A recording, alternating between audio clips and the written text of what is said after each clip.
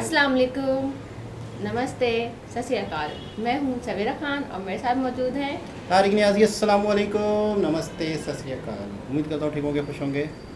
तो चलते हैं वीडियो की तरफ, फिर करते हैं बातें। तो बहुत ही इंटरेस्टिंग वीडियो है, फूड से रिलेटेड है।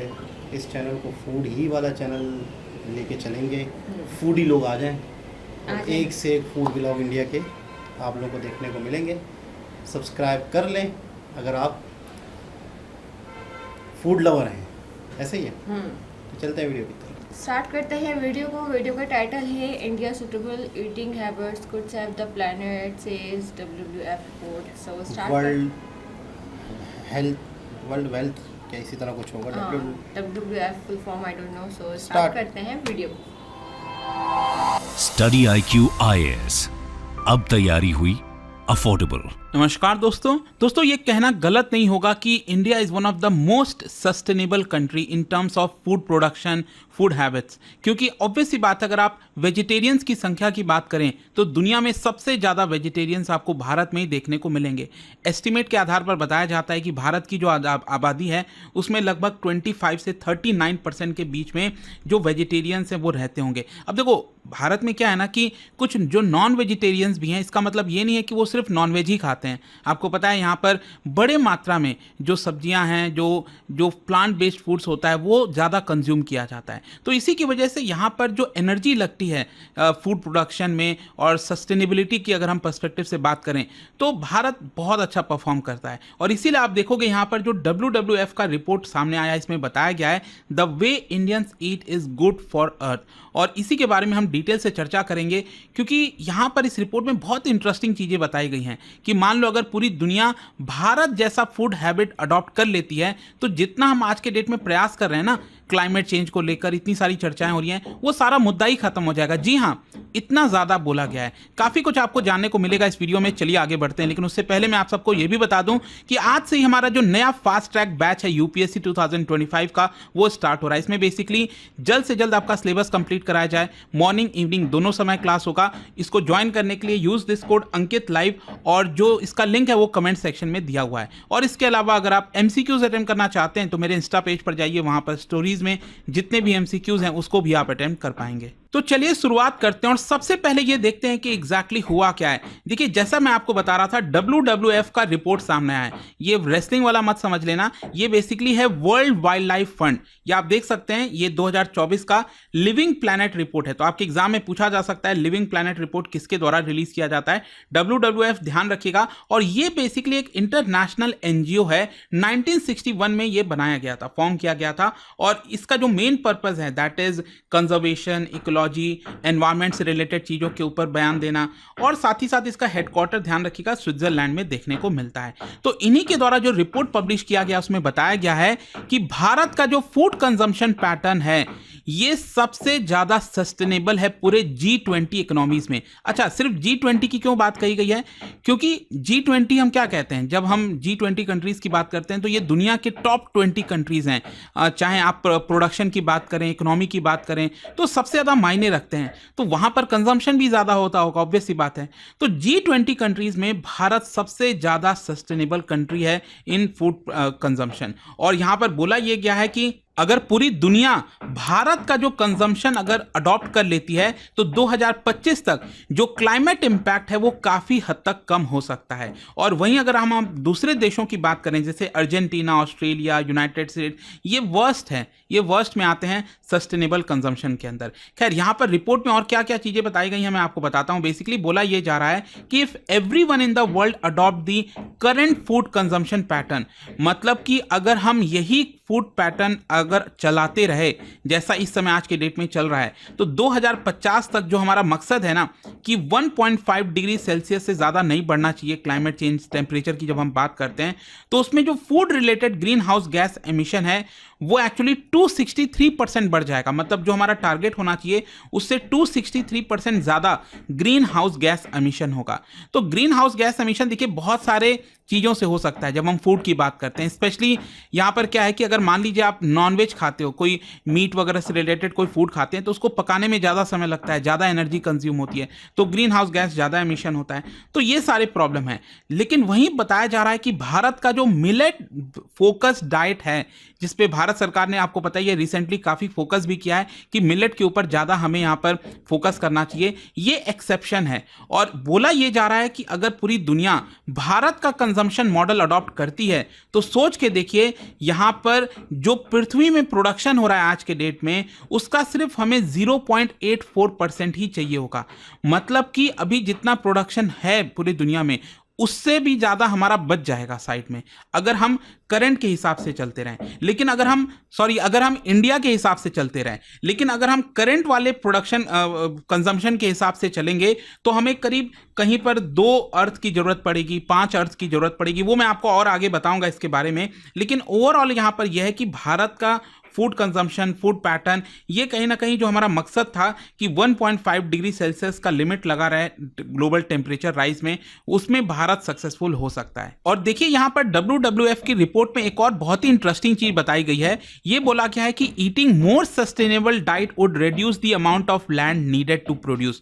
मतलब कि आज के डेट में आपको ज्यादा प्रोड्यूस करना है, ज्यादा लैंड की आवश्यकता पड़ती है, तो जिसकी वजह से अगर हम सस्टेनेबल डाइट की तरफ जाएंगे तो हमारे पास लैंड ज्यादा बचेगा, और इसकी वजह से हम उसका दूसरा चीजों में इस्तेमाल कर पाएंगे। मान लो जैसे हम रिस्टोरेशन, नेचर रिस्टोरेशन की बात करते हैं, कार्बन सिक्वेस्ट्रेशन की बात करते हैं, तो वो सारी चीजें भी हम अडॉप्ट कर पाएंगे। इसके अलावा रिपोर्ट में ओबेसिटी एपिडेमिक के बारे में भी बोला गया है कि मतलब जिस प्रकार से लोग ओवर कंजम्पशन कर रहे हैं, आपको स्पेशली पता है फैट्स, शुगर, ये सारी चीजें बहुत बड़ी मात्रा में यूज हो रही हैं, तो इसकी वजह से ओबेसिटी एपिडेमिक आ रहा है। रिपोर्ट के आधार पर बताया गया है कि दुनिया भर में 2.5 बिलियन, सोच के देखिए, अडल्ट ऐसे हैं जो कि ओवरवेट हैं। और ओबेसिटी की बात करें, मतलब BMI अक्सर आप इंडेक्स में देखते होगे, बहुत ज़्यादा हाइट टू वेट अगर होता है, तो यहाँ पर 890 मिलियन लोग ऐसे हैं जो ओबेसिटी से जूझ रहे हैं। अब यहाँ पर एक इंटरेस्टिंग चीज की बात करते हैं, दैट इज ग्लोबल कंपैरिजन। देखिए यहाँ पर जैसा मैंने आपको बताया था कि अगर पूरी दुनिया भारत का अगर कंजम्पशन पैटर्न अडॉप्ट करती है तो दुनिया को 0.8 अर्थ की आवश्यकता पड़ेगी, मतलब एक्स्ट्रा बच जाएगा जो भी हम कंजम्पशन कर रहे हैं। फिर दूसरे नंबर पर इंडोनेशिया है, सिर्फ 0.9 अर्थ की जरूरत पड़ेगी। वहीं अगर आप बाकी देशों की बात करें, जैसे चाइना हो गया, जापान हो गया, अर्जेंटीना तो 7.4, जस्ट इमेजिन। मतलब अर्जेंटीना जैसा पैटर्न कंजम्पशन जो है पूरी दुनिया अगर अडॉप्ट कर ले तो एक पृथ्वी से काम नहीं चलेगा, हमें 7.4 अर्थ की आवश्यकता पड़ेगी ताकि हम लोगों की जो भूख है वो मिटा सके। सोचिए, ये ऐसी हालत है। तो आई होप इससे आप समझ पा रहे होगे कि ये मुद्दा कितना इंपॉर्टेंट हो जाता है, और पूरी दुनिया को समझना होगा कि भारत कितना मायने रखता है इस तरह के कॉन्सेप्ट में। और जब भी हम बात करते हैं क्लाइमेट चेंज, तो हमेशा हम आगे खड़े रहते हैं। इनफैक्ट अगर आप देखोगे सस्टेनेबल डेवलपमेंट गोल और क्लाइमेट चेंज को लेकर भारत ने जो कदम लिए हैं उसकी बार बार सराहना की जाती है। खैर, यहाँ पर भारत के पर्सपेक्टिव से हम बात करें तो जो हमारा मिलेट प्रोजेक्ट है उसको काफ़ी ज़्यादा तारीफ किया गया WWF की रिपोर्ट में। और मिलेट बेसिकली क्लाइमेट रिजिलियंट होता है। कहने का मतलब यह है कि अगर मान लो कोई क्लाइमेट चेंज भी हुआ तो ज़्यादातर क्रॉप्स अगर आप देखोगे तो उसको नुकसान होता है, लेकिन जो मिलेट्स होते हैं वो अडॉप्ट कर लेते हैं क्लाइमेट चेंज को बहुत ईजिली, और बहुत ज़्यादा नुकसान नहीं होता है और प्रोडक्शन होता रहता है। तो भारत सरकार ने कैंपेन चलाया था, नेशनल मिलेट कैंपेन, ताकि जो एंशिएंट ग्रेन है उसके कंजम्पशन को बढ़ाया जाए, और इसी की काफ़ी तारीफ की गई है। और देखिए यहाँ पर सिर्फ क्लाइमेट रेजिलिएंट नहीं होता है मिलेट, इसके अलावा भी अगर आप देखोगे तो जो एक source of nutrition, it is excellent, काफ़ी अच्छा यहाँ पर सोर्स मिल सकता है। और भारत का कंजम्पशन पैटर्न यहाँ पर यह भी बोला जा रहा है कि it serves as a blueprint for sustainable living. पूरी दुनिया को एज अ ब्लूप्रिंट के तौर पर देखना चाहिए भारत का कंजम्पशन पैटर्न, क्योंकि पूरी दुनिया अगर आप इस चीज़ को अडॉप्ट करेगी तो जो ग्रीन हाउस गैस एमिशन है उसमें रिडक्शन आएगा, इकोलॉजिकल बैलेंस जो है वो रिस्टोर हो जाएंगे। फर्दर यहाँ पर यह बोला गया है कि दुनिया को प्लांट बेस्ड मीट, मतलब कि जो एक नॉर्मल आज के डेट में मीट वगैरह का कंजम्पशन होता है उसको छोड़कर जो प्लांट बेस्ड मीट है, मतलब खाने में वैसा ही मीट वाला टेक्सचर आता है, टेस्ट आता है, लेकिन वो प्लांट बेस्ड होता है, तो उसको आप ज़्यादा से ज़्यादा कंज्यूम करिए। लेग्यूम्स, जो दाल वगैरह होता है, फिर इसके अलावा रिच एल्गी जो पार्ट ऑफ है न्यूट्रिशन, वो भी कंज्यूम करना चाहिए ताकि हम सस्टेनेबिलिटी की तरफ बढ़ सकें। इनफैक्ट यहाँ पर देखिए फूड प्रोडक्शन में कितना इस्तेमाल होता है मैं आपको बताता हूँ। जो हमारा हैबिटेबल लैंड है उसका 40% फूड प्रोडक्शन में इस्तेमाल हो जाता है। इसके अलावा वाटर यूज, लगभग 70% वाटर तो हमारा फूड प्रोडक्शन में यूज होता है। इसके अलावा यहाँ पर आप देख सकते हैं कि फूड प्रोडक्शन की वजह से जो ग्रीन हाउस गैस है, तो टोटल ग्रीन हाउस गैस जो निकलता है उसका 25% अकेले फूड प्रोडक्शन की वजह से निकलता है। तो इसी की वजह से जो इसका सोल्यूशन है बोला गया है नेचर पॉजिटिव प्रोडक्शन करना चाहिए। वेस्ट हो गया, फूड लॉस हो गया, उसको हमें और रिड्यूस करना चाहिए। यहाँ पर फाइनेंशियल सपोर्ट देना चाहिए ताकि जो एनवायरमेंटली हार्मफुल सब्सिडीज हैं उसको हटाकर नेचुरल बेस्ड जो फार्मिंग है उसकी तरफ किसान जा सके। और लास्ट में यहाँ पर यह भी बोला जा रहा है कि अगर डेवलप्ड कंट्रीज की बात करें, क्योंकि डेवलप्ड कंट्रीज में ही मेन प्रॉब्लम है, ओवर प्रोडक्शन करते हैं, ओवर कंजम्पशन करते हैं, वेस्ट बहुत ज़्यादा करते हैं, तो डेवलप्ड कंट्रीज के लिए भी ये बोला जा रहा है कि उनको अपना फूड कंजम्पशन शिफ्ट करना चाहिए प्लांट बेस्ड की तरफ। एनिमल प्रोडक्ट्स को जो है कम से कम इस्तेमाल करना चाहिए। सो यहाँ पर ओवरऑल बात यही है कि हम चीज़ों को चेंज कर सकते हैं, लेकिन ज़रूरत है यहाँ पर स्पेशली डेवलप्ड कंट्रीज़ को कि वो अपना डाइटरी हैबिट्स चेंज करें और भारत का जो सस्टेनेबल पैटर्न है उसको ज़्यादा से ज़्यादा अडॉप्ट करने की कोशिश करें। तो यही पूरा वीडियो था, आई होप आपको समझ में आया होगा। और जाने से पहले एक इंटरेस्टिंग क्वेश्चन, क्या बता सकते हो इनमें से कौन सा मिनरल है जो कि लीफी वेजिटेबल में ड्राई मैटर की क्वांटिटी और क्वालिटी को बढ़ाता है, और जैसे क्रॉप्स हो गया उसके अंदर जो प्रोटीन है उसको बढ़ाता है, उसकी क्वांटिटी और क्वालिटी को। इनमें से कौन सा मिनरल है जो इन सब में मदद करता है? इसका राइट आंसर आप सबको पता है, मेरे इंस्टाग्राम पर तो आपको मिलेगा ही, वहां पर अगर आप नहीं हो कोई बात नहीं, टेलीग्राम से ले सकते हैं इसका सही उत्तर। मैं कई सारे जो MCQs हैं वो यहाँ पर स्टोरीज में डालता रहता हूँ। अगर आपको PDF है तो टेलीग्राम पर आइए, अलग अलग सोशल मीडिया पर आप जुड़ पाओगे। और जैसा मैंने आपको बताया, अगर आप UPSC की तैयारी कर रहे हैं, कोई भी बैच चाहते हैं, can simply use this code. Okay मेरे तो ये थी इंडियन फूड हैबिट्स। मिसाल के तौर पे कि अगर हम या पूरी दुनिया वेजिटेरियन पे जाती है और दूसरी चीज़ों को ख़त्म करती है, तो ये अर्थ के लिए, इन शॉर्ट इस वीडियो का मकसद ये है कि इंडियन फूड हैबिट्स या इंडियन फूड स्टाइल नेचर के लिए भी बेस्ट है, यानी कुदरत के लिए भी, नेचर के हिसाब से भी परफेक्ट है। और जो दुनिया दूसरी चीज़ों पे जाती है तो वो अर्थ के लिए हार्मफुल है और इन्वायरमेंट के लिए हार्मफुल है। मैं अक्सर एक चीज़, मतलब मैं वाकई इस चीज़ का कायल हूँ वेजिटेरियन होने का या सब्जियाँ खाने का।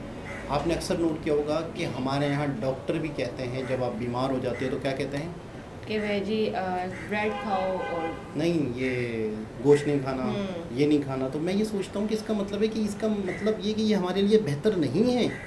जब डॉक्टर हमें कह रहा है जब तक आप बीमार हो कम से कम जब तक नहीं खाओ, तो इसका मतलब क्या है कि वो हमारे लिए बेहतर नहीं है। क्यों नहीं है? उससे रेड सेल मिलता है।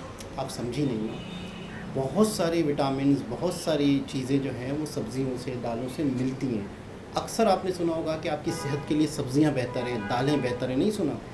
मैं वाकई सच बता रहा हूँ कि मीट को डॉक्टर मना करते हैं। आप यकीन करें, बस डॉक्टर मना करते हैं कि नहीं यार, यानी डॉक्टर हिंदू या मुस्लिम की बात नहीं कर रहा हूँ, कॉमन डॉक्टर की बात कर रहा हूँ। मैं जब भी बीमार हुआ हूँ या जब भी कहीं भी खुद मतलब हॉस्पिटल्स में भी काम किया है मैंने, तो बाकायदा डॉक्टर्स मना करते हैं कि आपने मीट नहीं खाना, आप बीमार हो जाओगे, आप और बीमार हो जाओगे। कुछ चीज़ें हल्का सा आपने लेना जब तक आप हाँ, तो इसका मतलब जो हल्का फुल्का है वही हमारी नेचर में, हमारी सेहत की, हमारी बॉडी के हिसाब से बेस्ट है। इसका मतलब ये है। तो world WWF world welfare fund, इसका कुछ नाम था ना, खैर वो दोबारा से देख लेंगे। तो इसका मतलब ये है कि इंडियन हैबिट्स जो है, ये इंडियन फूड स्टाइल जो है वो बेस्ट है। आप बताएं आपको कैसी लगी ये वीडियो और आपको क्या सीखने को मिला? मेरे ख्याल में तो वाकई ये चीज़ें मुझे थोड़ी बहुत अंदाज़ा भी थी।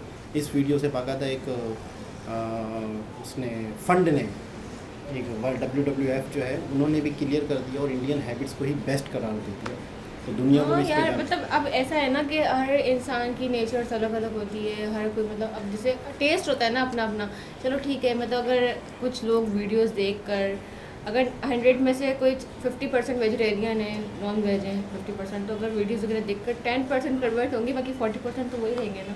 नहीं, एक चीज़ और भी है कि जो वो तो सारी सी बातें नेचर है, टेस्ट है, बहुत सारी ऐसी चीज़ें हैं जिनका वेजिटेरियन होती हैं लेकिन मीट का जायका आता है, ये भी सुना है, वो भी ये बता रहे हैं कि इस तरह बता के भी प्लान रहते है। हैं। और दूसरी चीज़ ये है कि जो लोग शुरू से ही वेज होते हैं ना, तो फिर उनको फ़र्क नहीं पड़ता। जाकिर नाइक से भी सवाल किया गया था कि यार मतलब सब्जियां खानी चाहिए, या तो वो फिर बता रहे थे कि इंसान के दांतों से पता चलता है कि इंसान सब कुछ खाए।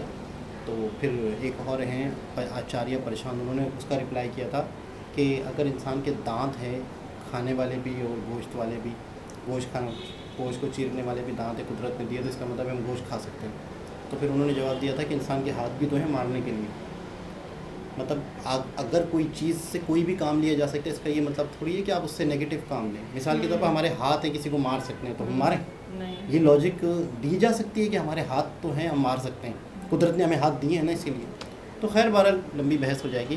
तो इन फ्यूचर ये है कि वाकई वेजिटेरियन और ये सारी चीज़ें जो हैं ये इंसानियत के लिए, इस दुनिया के लिए, इस अर्थ के लिए बेस्ट है। डेवलप कंट्रीज़ इस चीज़ के बारे में सोचते हैं। किस चीज़ के बारे में? इन्वायरमेंट के बारे में। हम जैसे गरीब कंट्री 2 वक्त की रोटी के बारे में सोचते हैं। ऐसा ही। हमारे यहाँ ये बातें नहीं होती। हमारे यहाँ ये बातें होती हैं कि आटा कितने रुपए किलो है, हाँ, तेल रोटी कितना कितने है, की है। हाँ। ये वाली जो बातें हैं ना इन्वायरमेंट वाली, ये डेवलप कंट्रीज़ में ये इश्यूज़ हैं, पता है आपको, कि यार ये दुनिया को कैसे बचाया जाए। तो दोबारा किसी और के साथ से मुलाकात होती है, जब तक के लिए ख्याल अल्लाह रखें, हाफ़िज़। Bye bye.